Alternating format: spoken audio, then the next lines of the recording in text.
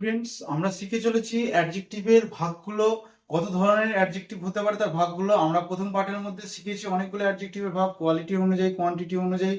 সেই যারা না দেখে থাকবে, আমার এর আগের ক্লাসটা যারা না করে থাকবে, তারা অবশ্যই ভাবে যে আমার ডেসক্রিপশন বক্স আছে নিচে, সেই ডেসক্রিপশন বক্সেতে অবশ্যই লিঙ্কটা দেওয়া থাকবে, সেই লিঙ্ক থেকে তোমরা প্রথম ক্লাসটা করে নেবে। এবার দেখো, সেকেন্ড পার্টে আমি আসি, সেটা হচ্ছে adjectives of number. Adjective of number, দেখো দেখো ডিফিনাইট নিউমেরিয়াল অ্যাডজেক্টিভস কি কি হয়? কার্ডিনাল নাম্বার হয় আর অর্ডিনাল নাম্বার হয়। আমরা দুটো নাম্বার কার্ডিনাল নাম্বারের মধ্যে 1 2, এবার ধরো 3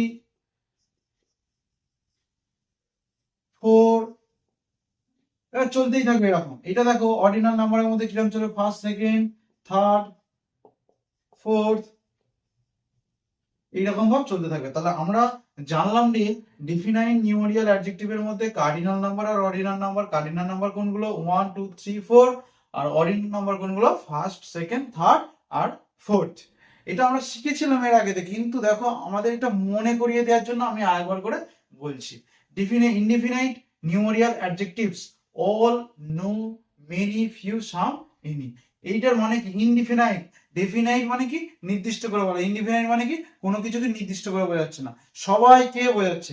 এইরকম যদি বোঝায়, তবে সেই ক্ষেত্রে কি করা হয়? ইনডিফিনাইট নিউমেরিয়াল অ্যাডজেক্টিভ ব্যবহার করা হয়ে থাকে। যেমন ধরো অল, নো, মেনি, ফিউ, এগুলো যদি সেন্টেন্সের মধ্যে ব্যবহার হয়ে থাকে, তাহলে জানবে যে সেটা ইনডিফিনাইট নিউমেরিয়াল অ্যাডজেক্টিভ। আচ্ছা, ডিস্ট্রিবিউটিভ নিউমেরিয়াল অ্যাডজেক্টিভ কোনগুলো? ডিস্ট্রিবিউটিভ নিউমেরিয়াল অ্যাডজেক্টিভ তোকে জানতে হবে। দেখো আমি দুটো সেন্টেন্স লিখেছি, যেহেতু আমার বোর্ডটা ছোট দেখতেই পাচ্ছ, তাই জন্য হচ্ছে বেশি আমি এক্সাম্পল দিতে পারছি না।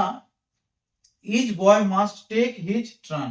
প্রত্যেকটা, তাহলে প্রত্যেকজন, এক একজনকে বোঝাচ্ছে, তাই জন্য হচ্ছে ডিস্ট্রিবিউটিভ নিউমেরিয়াল অ্যাডজেক্টিভ এটাকে বলা হচ্ছে। তাহলে কি হচ্ছে? ইচ বয়, প্রত্যেকটা ছেলে, মাস্ট টেক হিজ টার্ন, সবাই ঘুরে দেওয়া হবে, প্রত্যেকটা ছেলে ঘুরে দেওয়া হবে। তাহলে এখানে দেখো ইন্ডিয়া এক্সপেক্ট করছে every man to do his duty. সমস্ত লোক সমস্ত লোক যেন তাদের ডিউটি গুলো করে। তাহলে দেখো এইখানের মধ্যেও এটা হচ্ছে ডিস্ট্রিবিউটিভ নিউমেরিয়াল অ্যাডজেক্টিভ বোঝাচ্ছে। দেখো ডেমনস্ট্রেটিভ অ্যাডজেক্টিভ, তারপরেই চলে যায় ডেমনস্ট্রেটিভ অ্যাডজেক্টিভ। দেখো this boy is stronger than Mita. এই বয়টা, এই ছেলেটি, এটা দেখো নির্দিষ্ট করে বলছে this boy is stronger than Mita. এটা হচ্ছে এক ধরনের হচ্ছে ডেমনস্ট্রেটিভ অ্যাডজেক্টিভ। দেখো দিজ ম্যাঙ্গোস আর সোর। ম্যাঙ্গোসটা কিরকম? সোর, টক জাতীয় বোঝাচ্ছে। তাহলে এইটা হচ্ছে কি হচ্ছে? এইটা হচ্ছে একটা ডেমনস্ট্রেটিভ অ্যাডজেক্টিভ বোঝাচ্ছে। তাহলে এই দিজ, এই দিজ, এগুলো সবই কি? ডেমনস্ট্রেটিভ অ্যাডজেক্টিভের মধ্যে পড়ে। দেখো তারপরে ইন্টারোগেটিভ অ্যাডজেক্টিভ। আমি এর আগে শিখেছি ইন্টারোগেটিভ প্রোনাউন শিখেছি, সেখান থেকে ইন্টারোগেটিভ অ্যাডজেক্টিভ। দেখো যখন দেখবে তুমি নাউনের আগে হুইচটা কিংবা পসেসিভ কেস হচ্ছে কি হুজ যখন ব্যবহার করা হয়, নাউনের আগে ব্যবহার করা হয়, তখন সেটাই হচ্ছে ইন্টারোগেটিভ অ্যাডজেক্টিভ হয়ে যায়। আর তার বাইরে একটা কি থাকে? একটা কোয়েশ্চেন মার্ক দেওয়া থাকে। যেমন ধরো হুইচ ওয়ে শাল উই গো, আমরা কোন রাস্তা দিয়ে যাব। আবার দেখো হুজ বুক ইজ দিস, কার বই এটা। তাহলে নিশ্চয়ই তোমরা বুঝতে পেরেছো। আমি এতক্ষণ বোঝানো আশা করি বুঝতে পেরেছো। খুব অল্প সময়ের মধ্যে এটা বুঝে যাওয়ারই কথা। যদি না বুঝতে পারো আরেকবার দেখবে, আর আরো যদি না বুঝতে পারো তাহলে নিচে অবশ্যই কমেন্ট বক্সের মধ্যে জানাবে। আর একটা অবশ্যই লাইক দেবে যদি তোমাদের একটু হলেও হেল্প হয়ে থাকে।